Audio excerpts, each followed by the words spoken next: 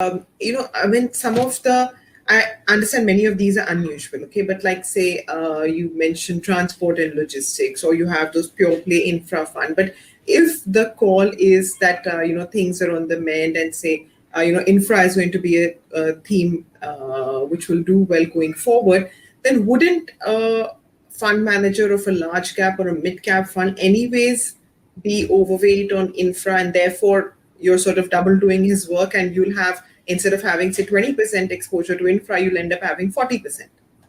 Oh, yes, absolutely. Look, so across the board, your funds will have banking up to 30 odd percent just to mirror the index somewhere in that vicinity, right? If you're choosing a flexi cap fund, you are giving the mandate to the fund manager to go with the right sector, right market capitalization at the right point in time. And to my mind, and across the spectrum, I think everyone will echo that thought that to go with a diversified flexi cap theme is in fact the right choice. Leave the judgment of right and wrong with the best brains out there who are doing this for their living and who are doing this day in and day out.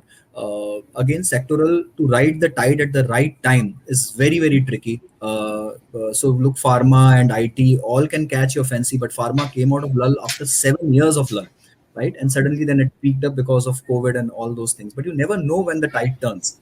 So it's very tricky. And all fund managers have kind of taken pharma stocks for last 1.5 or 2 years maybe, right? So they understand the theme well, and they are any which ways reshaping, remodeling their portfolios in sync with the market. So always better to stick around with flexi caps and diversified funds, and go with the ability of a fund manager. Okay, so therefore, is that the final call that, while we have spent 23 minutes discussing unusual themes, the better, decision is to go with diversified equity funds? Oh, yes, any day. That's the blind call. You should have flexi cap and diversified funds in your portfolio. In fact, that's the first thing you should do, along with the large cap choice. Basically, you will get exposures to the best sectors, along with the best brains who will manage, along with a reasonable AUM, with far more diversification and far less volatility. So, everything put together, bundled in a good quality thing. And don't go into sectoral or these exotic themes just because the name catches a fancy or the theme has worked for last 1 year. That's an absolute wrong way of judging it, honestly.